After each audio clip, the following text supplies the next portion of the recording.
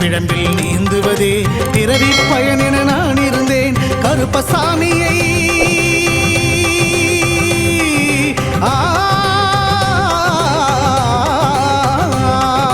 கருப்பசாமியை பார்த்தவுடன் விதிகளும் விலகி ஓடியதே வெறுப்பென வாழ்ந்த வாழ்க்கையை மாற்றி சிறப்பாய் வாழ வைத்தவரே புலிகரை நோக்கி புறப்படுவோம் நம் கருப்பனின் அருளை தினம் பெறுவோம் புலிகரை நோக்கி புறப்படுவோம் நம் கருப்பனின் அருளை தினம் பெறுவோம்